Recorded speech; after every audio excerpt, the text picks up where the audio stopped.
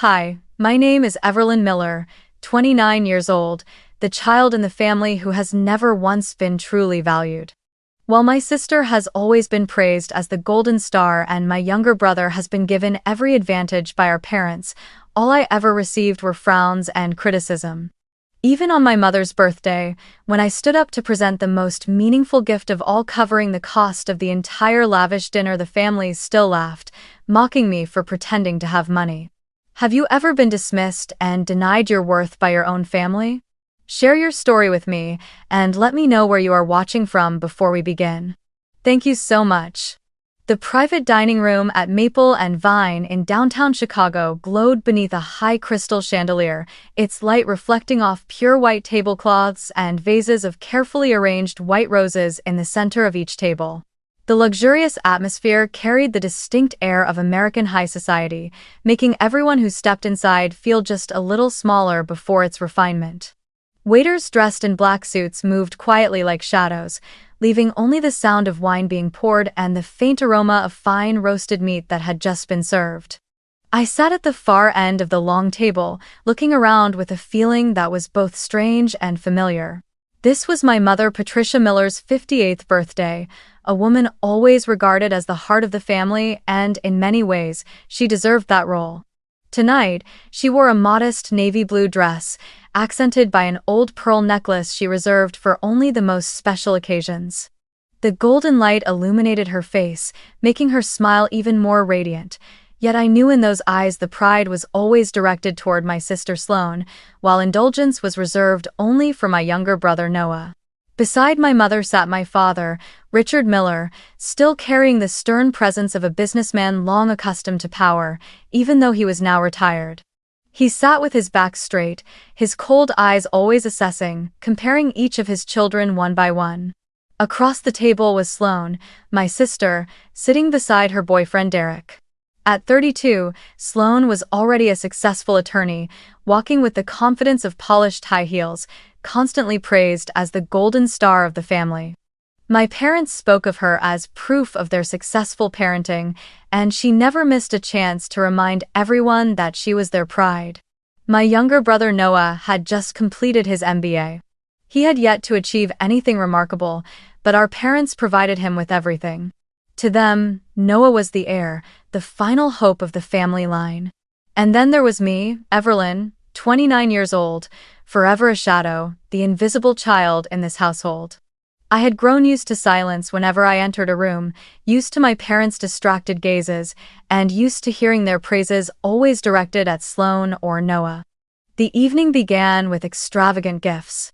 Sloane carefully pulled out a signature orange box, and when my mother lifted the lid, the table erupted in gasps. A Hermes handbag, the kind of treasure most middle-class women only dared to dream of, now rested in my mother's hands. Her face lit up with emotion, her eyes shimmering as if she had just been handed the whole world. Immediately after, Noah stood, a little awkward but trying to mask it with confidence, and presented my mother with a small velvet box. Inside was a gleaming gold necklace. "I thought you might like this," he said, while my father nodded with pride, not even mentioning that the money had come from the account he and my mother had transferred to Noah just a week earlier. My mother threw her arms around him, tears sliding down her cheeks as she whispered her thanks over and over. I sat in silence. In front of me there was no box, no elaborate wrapping paper, only a half-empty glass of wine. My father frowned, his voice roughened by red wine. "Everlyn, didn't you prepare anything for your mother?" Every gaze at the table turned toward me. I drew in a deep breath, rose to my feet, and spoke in a calm, steady tone. "My gift is this entire evening. I want to cover the whole dinner so that Mom has a truly special memory." The atmosphere froze for a moment. My father's brows knit tighter, his eyes sharp with disbelief as if he could not trust what he had just heard. My mother hesitated, her smile flickering with a mix of joy and worry. "Are you sure? This is a very expensive restaurant," she said softly, as though afraid I might be pushing myself too far. Across the table, Sloane curled her lips into a faint smirk, shooting Derek a glance full of meaning only those certain of victory would dare exchange. Noah leaned back with a crooked grin, his eyes half scornful, half amused, as if waiting for me to humiliate myself. Only the waiter standing nearby nodded politely, his voice warm with respect. "A wonderful gesture, miss." A familiar voice echoed inside me. I knew what would come next. In this family, any effort from me was always treated as a performance, a joke. Yet, despite that, I still wanted to see my mother smile at least once in my life because the gift came from me, not from Sloane or Noah. I raised my glass, joined the chorus of congratulatory laughter, and looked at the flickering candle atop the birthday cake set in the center of the table. But in that moment, I caught Sloane's eyes. She looked at me with a tilted smile, the corner of her mouth curved with contempt. Then, in a steady voice that only I seemed to hear as anything more than casual, she said, "Stop pretending you have money, Everlyn." She did not shout and did not need to make a scene. She simply said it quietly so the whole table could hear. The weight of that sentence struck me like an invisible slap. My heart sank, and my hand trembled so slightly that my wineglass nearly slipped. Noah immediately seized the opening, his tone laced with arrogance like a newly minted prosecutor. "How do you plan to pay for this bill?" he asked, and the table exploded into laughter. Even Derek, whose presence was otherwise irrelevant, smirked in amusement as if watching a trivial performance. The laughter echoed through the private room, bouncing off the polished wood walls and pushing me into a dark corner where every beam of light seemed aimed at exposing my helplessness.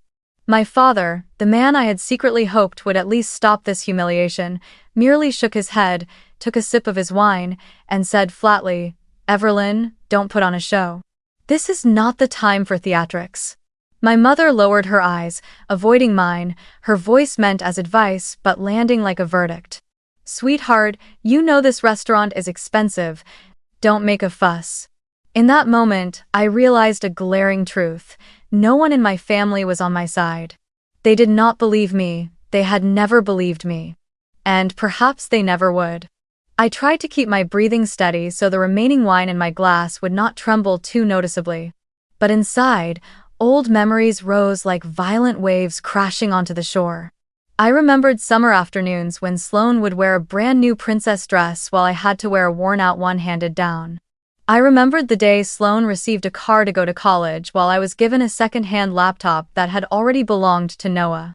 Every gift, every compliment, was directed to them. And I, even though I had won a full scholarship and worked 3 jobs to pay my tuition, was still, in my parents' eyes, merely adequate, never good enough to be called their pride. The laughter around me began to blur, mixing with memories of my father's clipped remarks. "Sloane is the role model to follow." Or the time Noah passed a small exam and my mother threw a celebration, while when I won a national award I received only a perfunctory congratulations. When did my presence become a joke, a void everyone casually filled with contempt? I looked straight at Sloane. She sat there, immaculate in a precisely tailored black dress, her eyes shining with satisfaction. That look was exactly the same as when I was in high school when she was the star on stage and I was the one packing up the props behind the scenes. I wanted to say something, to argue back, but my throat felt strangled. I had spent my childhood with this feeling stripped of a voice, forced into silence to keep the family peace. Part of me wanted to stand up, leave the table, and walk away from it all. But another part screamed, no, not this time. I would not let them make me a laughingstock again. I breathed in deeply, pushed the painful memories back, and held my gaze steady so the tears would not fall. My inner voice whispered, "They think I am pretending, they think I am not enough. But I know the truth. And that truth is about to speak for itself." The room buzzed with laughter around the table, but to me it felt like a distant echo, empty and meaningless. I sat still, my hand resting lightly on the leather wallet beside my chair, the one thing tucked inside that would change the color of this entire evening. I knew then that the real battle was only just beginning. Laughter had barely died down when Derek, Sloane's boyfriend, leaned toward me. He wore a light gray plaid suit and a neatly tied blue tie, his face the confident expression of someone accustomed to numbers and power. As a senior banker, Derek carried the arrogance his profession afforded. He tapped his fingers lightly on the table, his eyes skimming me as if assessing a suspicious credit file. If you really have the money, Everlyn, show everyone your account, or are you just putting on a play whose ending everyone already knows? Those words landed like another blade added to the contempt already filling the room. I heard Noah snort, his voice pouring gasoline on the fire. Or are you planning to pay with coupons? In MBA, we call that creative financing. The table broke into scattered laughter again, mixed with looks of glee. My father quietly adjusted his jacket, saying nothing, but his eyes clearly agreed with Derek. My mother, instead of putting an end to the taunting, only sighed softly, as if she had grown used to me being the target of ridicule. I sat still, my back straight, my gaze fixed on Derek. Childhood memories surged back the times I was made to explain a small shopping bill while Sloane and Noah were never questioned. The need to prove my worth to my family had been etched into me. But this time I did not want to speak much. I was tired of defending myself with words. Instead, I chose to act. I slowly opened my leather wallet and pulled out a black titanium card, heavy in the hand and sharp along the edges. The light from the chandelier glinted off the metal surface, and for a brief moment, the entire table stilled. No explanations, no defenses. I simply handed the Amex Centurion black card to the waiter standing nearby. Charge the entire dinner to me. My voice was calm, not raised nor lowered, just steady enough for the whole room to hear. The atmosphere shifted instantly, the earlier noise collapsing into tense silence. I could feel every pair of eyes locked onto the card now resting in the waiter's hand. The quiet was so sharp I could even hear the faint clink of a wine glass being set down on the wooden table. Derek blinked, his earlier confidence faltering for a second before he regained composure with a thin smile. He shrugged, feigning expertise. A black card? You can buy one off eBay these days. A few $1,000s and you've got yourself a replica to show off. That. Sloane laughed, tilting her head against Derek's shoulder, her voice dripping with mockery. Exactly. Remember last year when the papers reported on those kids renting black cards to scam fancy restaurants? Maybe Everlyn picked up the same trick. Her lips curved in a sly smile, as though she already held the winning hand. Noah straightened in his chair, resting his arm on the table, and added another bitter jab. Let's hope the POS machine here doesn't catch you trying to use a fake card. My father only shook his head slightly, his eyes heavy with disappointment. My mother remained silent, though unease flickered clearly in her gaze. I did not argue. I had no need to say another word. I glanced at the waiter, who hesitated briefly with the card in his hand before nodding and quickly leaving the room. In that instant, every eye turned toward me, as though this were a secret courtroom awaiting its verdict. I could hear my heartbeat, steady yet weighted, pulsing against the tense silence that now filled the lavish room. Inside, I knew this was no longer about paying for a meal. This was a test, an opportunity to prove that I was no longer the invisible Everlyn of the past. Yet, at the same time, I understood something deeper. Whether the card was accepted or not, they would still find a way to belittle me. They always had, and perhaps they always would. But this time, at least, I would let the truth reveal itself instead of running away. A moment later, the dining room door opened quietly and the waiter stepped inside. His face was tense, his voice lowered as if afraid to disturb the formality of the dinner, yet his words rang clearly in the silence that had swallowed the room. I'm sorry, the card could not be processed. Albert. In that instant, I felt the space around me tighten, as though every crystal chandelier above had focused its light directly onto me. Time seemed to pause for several seconds before explosive laughter erupted across the room. Noah was the first to laugh, his voice booming as if he had just witnessed the performance of a lifetime. Sloane nearly clapped her hands in delight, her eyes gleaming, her wide grin stretching until her cheeks flushed red. Fake black card, she practically shouted, her voice cutting above every other sound. This is the real Everlyn, always just a pretender. Derek laughed too, a quiet but scornful chuckle, then leaned towards Sloane and murmured, Told you, the card's definitely a knockoff. You can tell at a glance. Sloane nodded in agreement, her eyes on me as if I had just slipped the noose around my own neck. Beside her, Noah clicked his tongue and deliberately raised his voice so the entire table could hear. Pathetic. If you don't have it, fine. But to pretend and show off? That's embarrassing. My father leaned back in his chair and sighed heavily, one hand pressed to his forehead as if bearing my shame for me. My mother flushed, awkwardly looking around to avoid anyone's eyes, her hands clenched together on her lap. She seemed as if she wanted to disappear right then, to avoid facing the scene of her daughter being exposed before the whole family. In those moments, I heard the harsh laughter echoing in my head, mingling with the pounding of my heart. I remembered the countless times in the past I had been labeled the same way, a pretender, a failure, not good enough. I remembered in high school when I received a statewide commendation and my father said, "Good, but Sloane earned this too."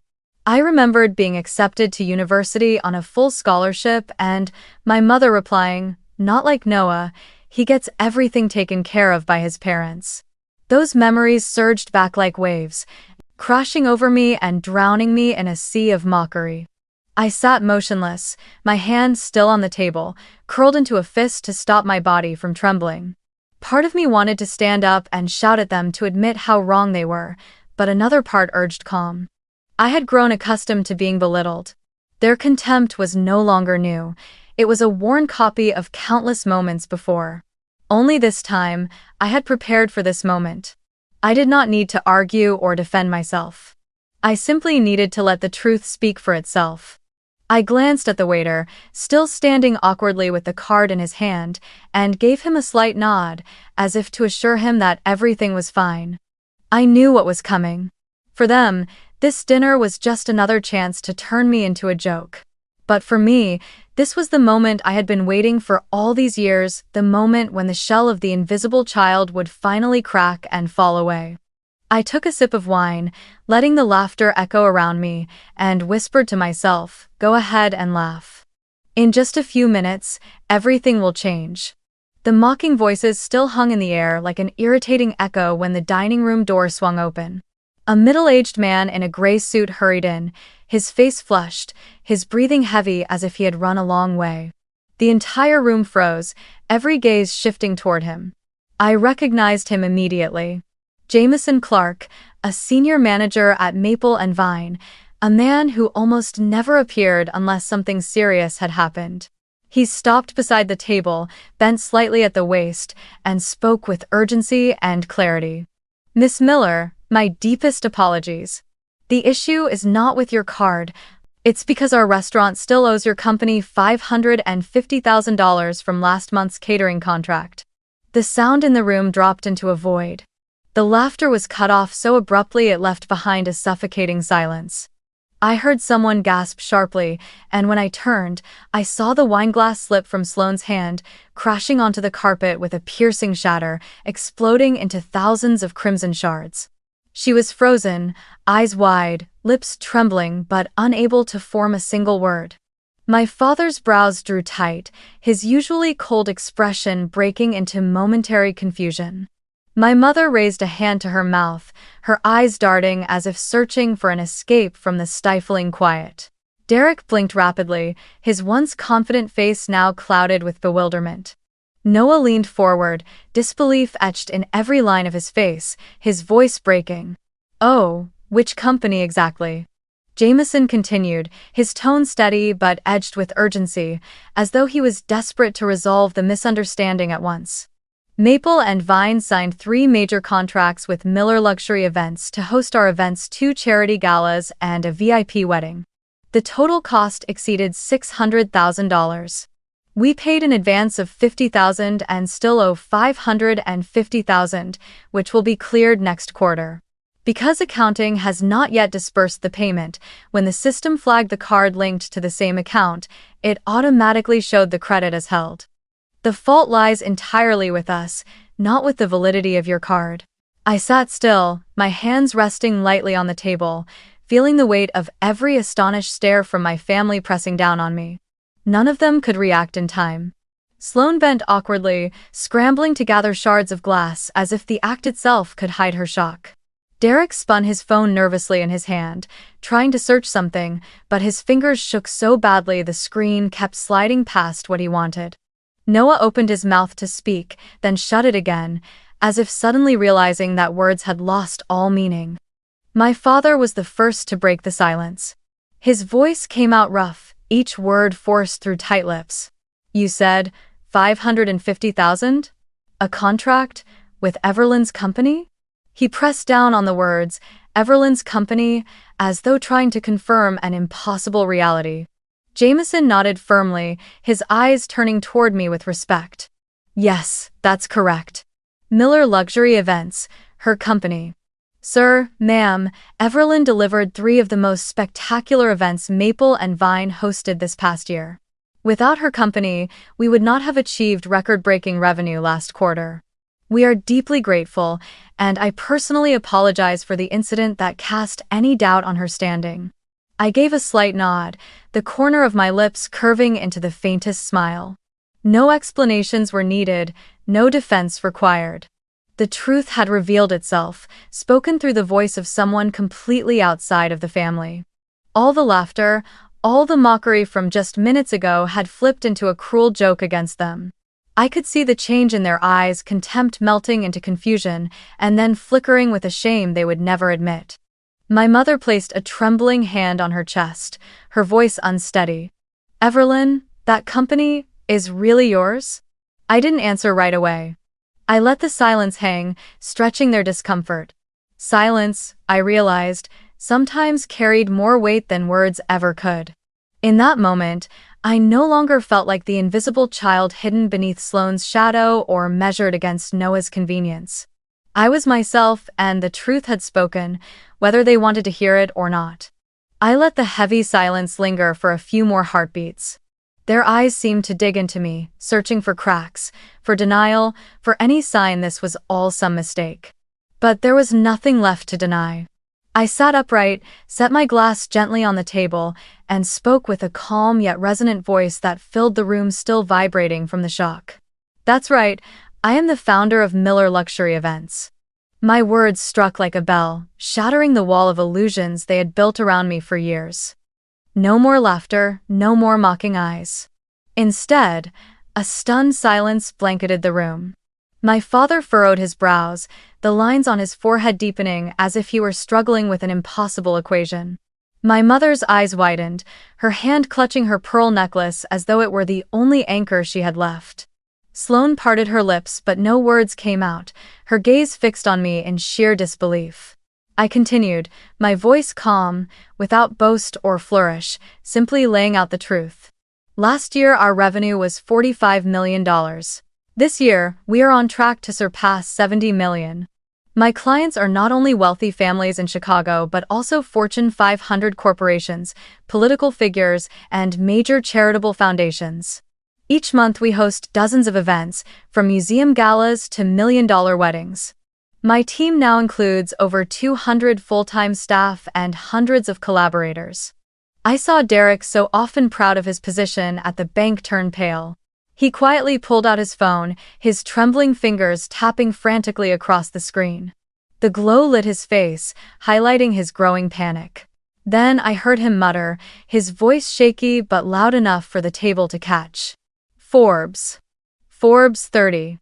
Under 30. Everlynn Miller." He looked up, his eyes wide, his expression a mix of astonishment and embarrassment. Sloane snatched Derek's phone from his hand and stared at the screen. Her eyes shifted, first doubtful, then stunned, and finally frozen in rigid silence. I knew she was reading the Forbes article published a year ago, the one that described me as the woman reshaping America's luxury event industry. Noah's mouth hung open as he stammered, "So, you're not just a freelancer picking up odd jobs." For years, my youngest brother had used the word freelancer to diminish me, as if my work were nothing more than a passing hobby. I met Noah's gaze and offered a faint smile. "No, Noah, I was never just a freelancer, I run a company."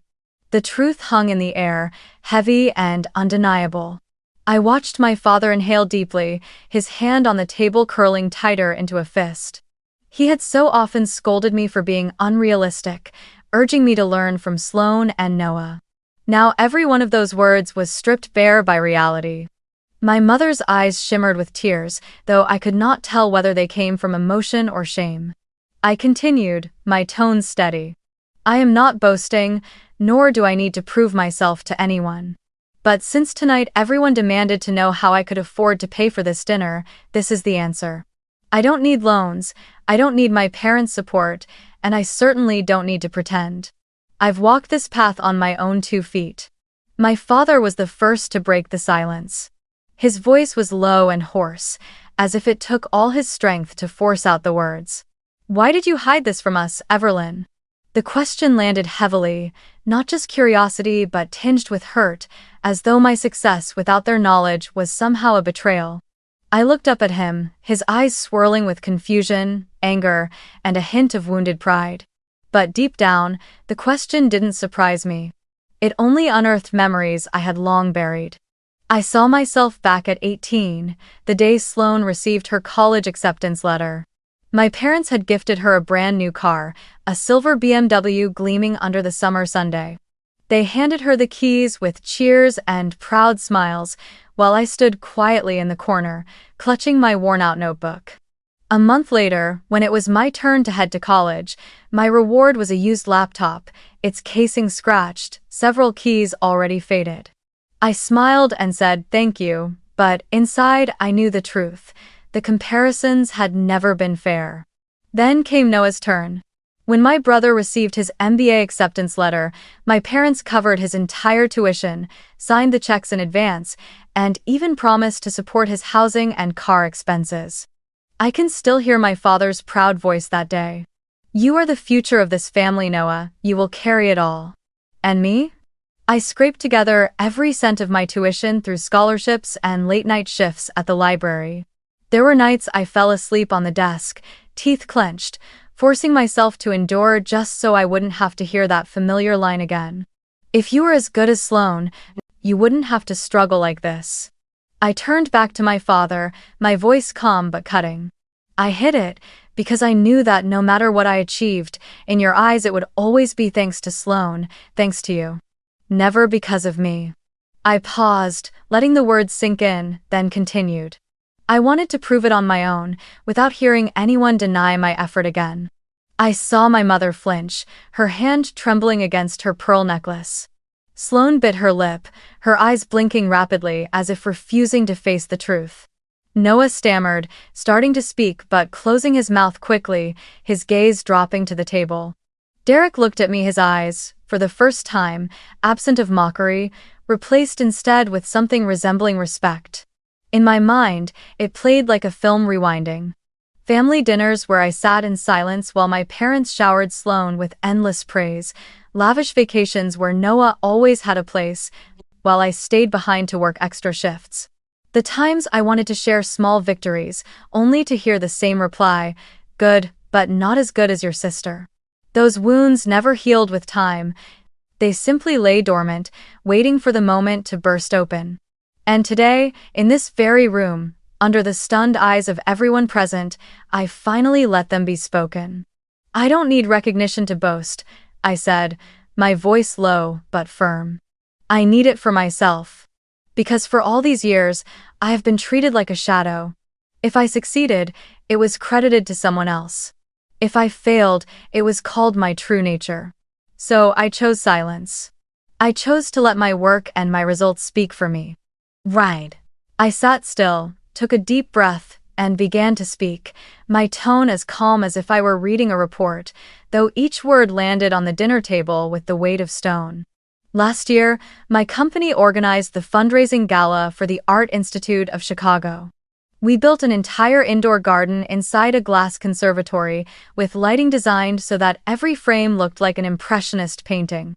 In one night, the donations surpassed $12 million, and the entire board of directors sent me personal letters of thanks.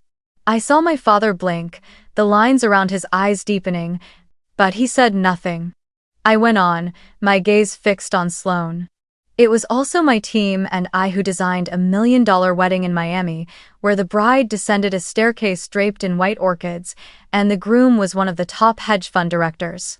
That event was featured in both Vogue and Harper's Bazaar. What you once called a delusion has been documented across dozens of major publications.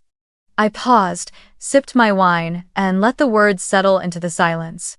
My mother covered her mouth, her eyes shimmering, torn between pride and shame. Derek stared down at the table, his tongue tied, no trace of mockery left. Noah sat stiffly, gripping his glass so tightly that his knuckles turned white. And Sloane, the sister who had never once looked at me as an equal, was now frozen in place. She whispered, her voice so faint it barely carried across the table. "I was wrong. All my life I thought you were just chasing illusions." I turned to meet her eyes, no longer with anger, only with calm. "What you call an illusion," I replied, "is my real life." The room fell silent, as if the very air was holding its breath.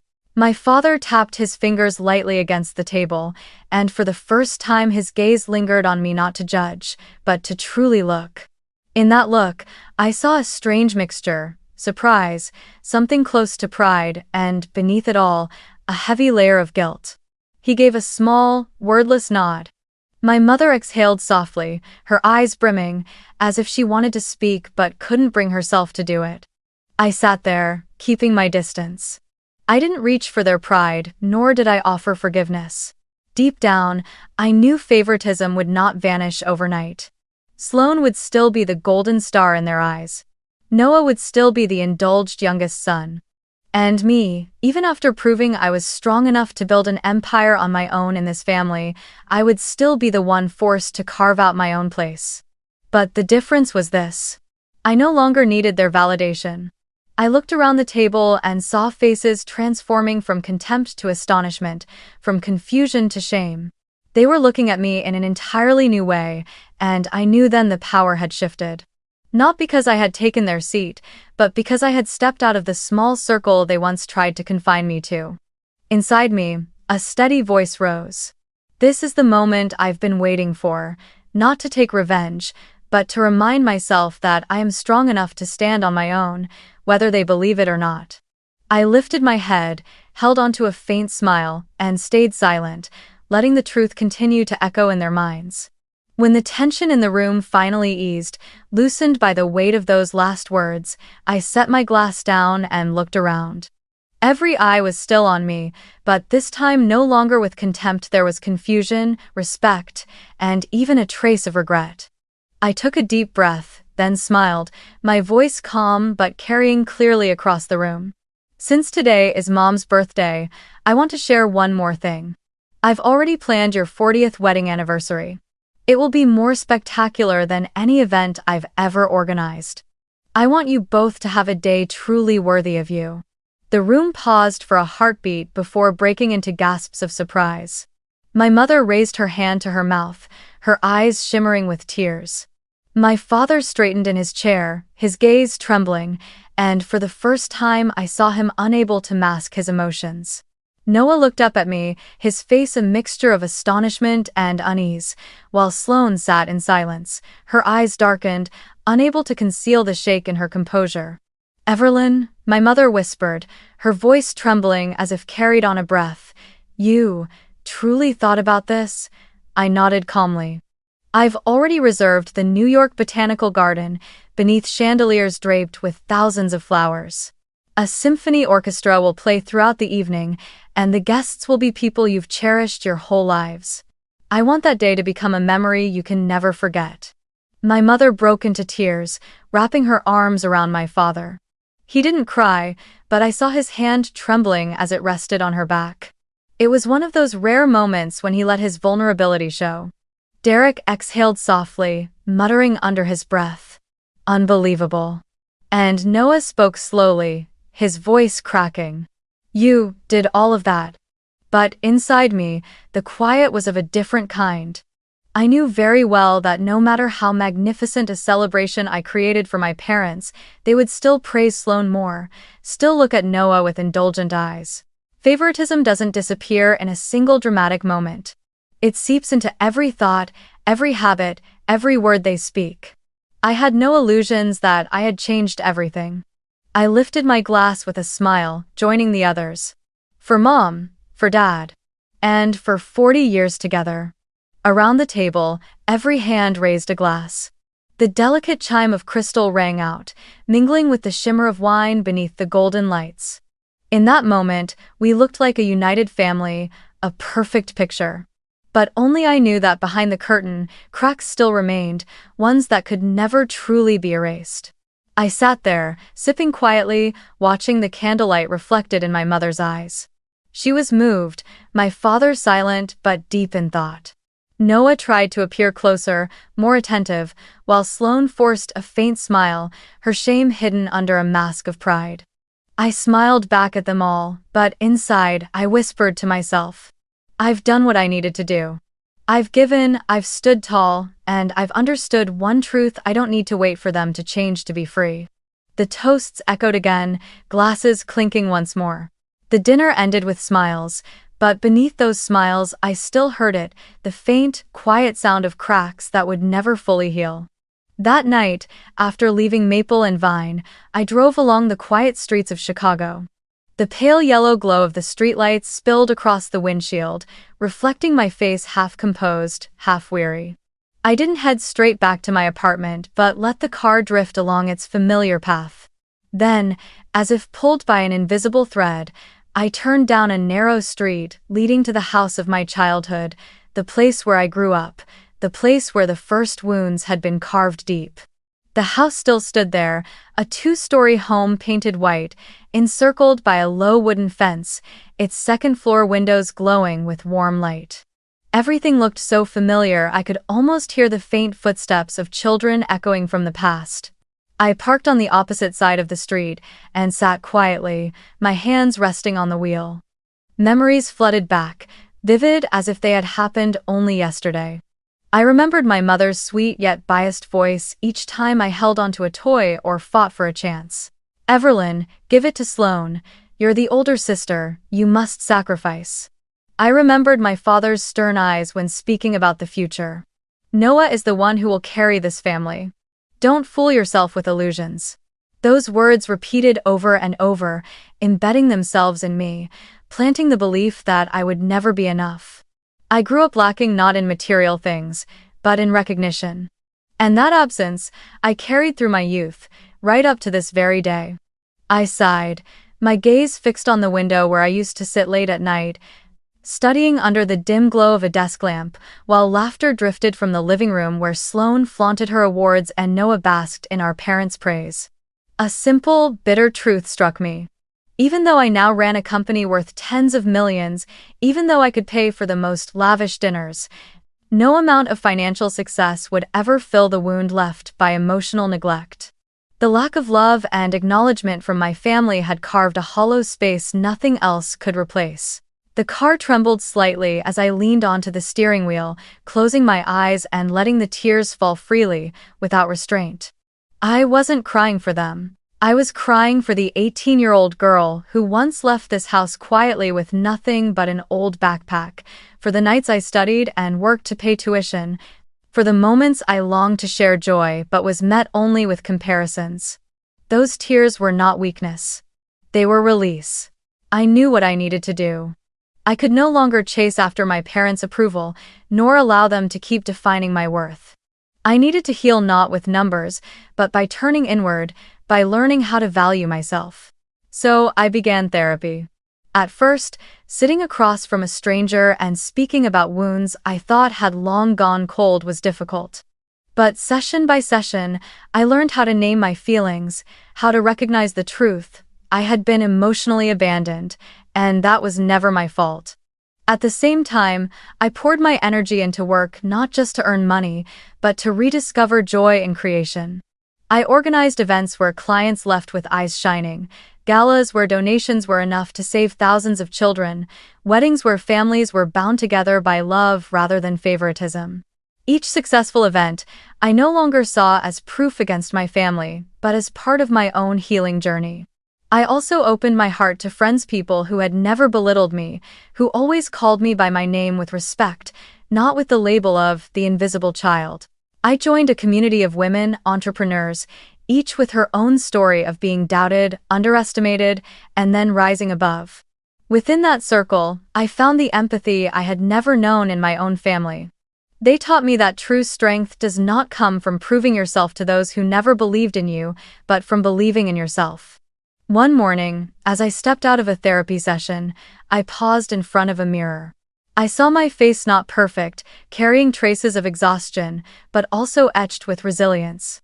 And for the first time, I smiled at myself, without needing anyone else's approval.